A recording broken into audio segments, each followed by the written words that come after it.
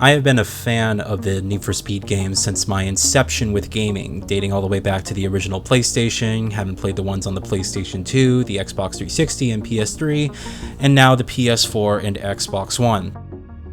I used to find myself enjoying the games and looking forward to them, but as we close off this generation, which has given us a series of mediocre Need for Speed games, I now start to ask myself, would I truly mind if Need for Speed went away entirely? So today, we're going to discuss the identity crisis of Need for Speed, as well as dissect its newest entry in the franchise, Need for Speed Heat.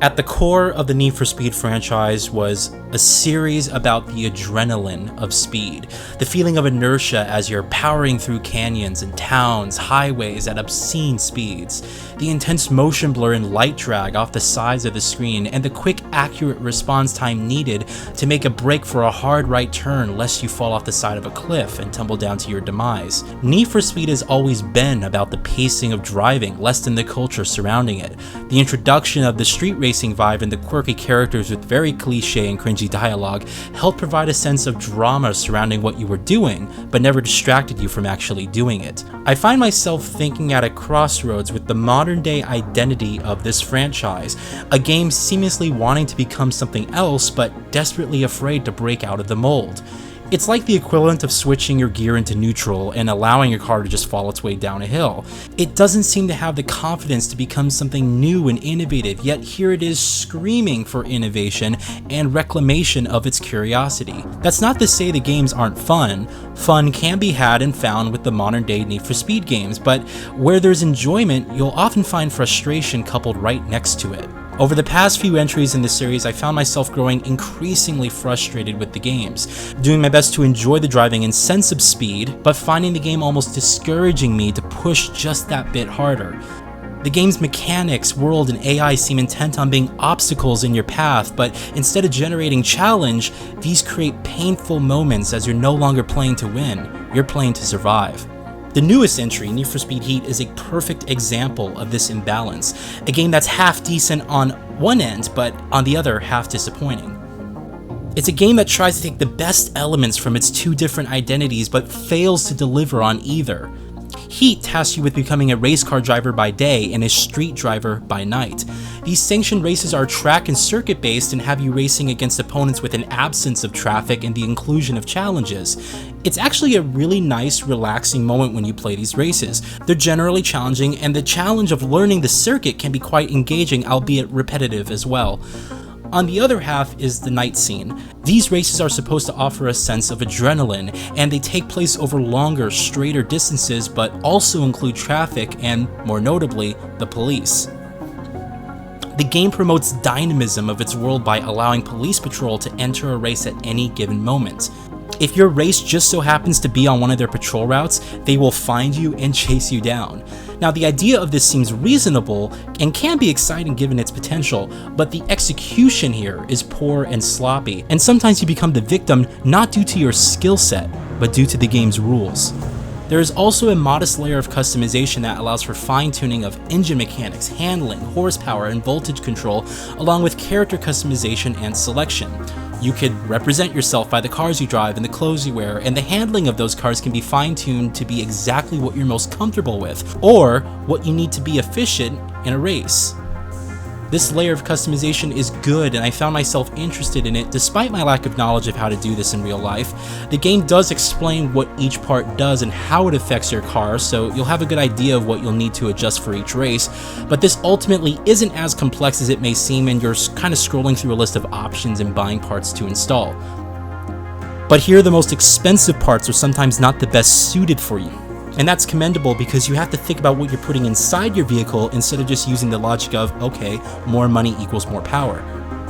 Now, the beginning of the game and its greater half will challenge your patience as police are increasingly numerous and relentless.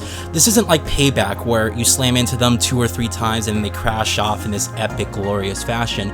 Heat requires you to hit them numerously and calculates for velocity, impact, and weight. The result here is doing damage to police is actually counterproductive, as you're both dealing damage to them, but also taking damage as well.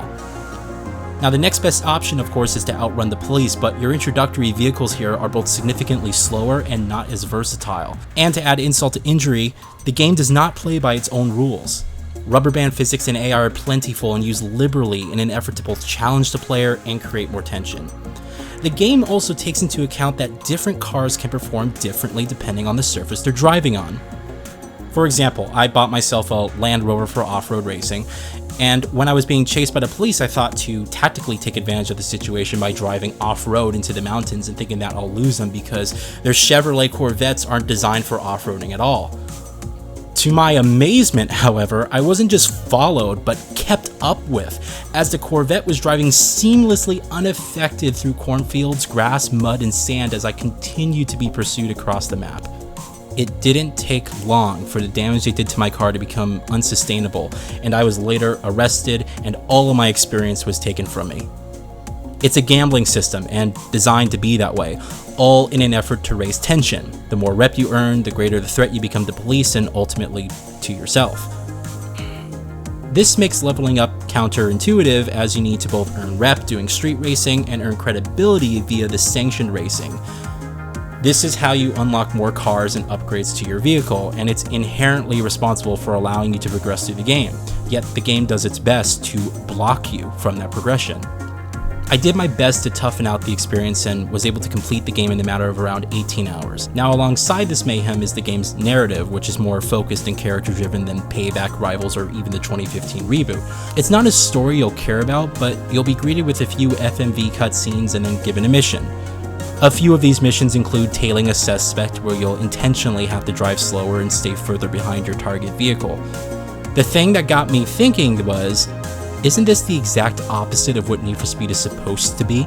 You're not driving fast, this isn't a high-speed chase through the world where you have to run them off the side of the road.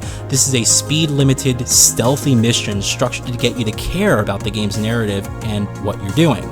Yet it's so inherently disconnected from the game itself that it feels like you're almost playing Grand Theft Auto with less freedom than a Need for Speed game.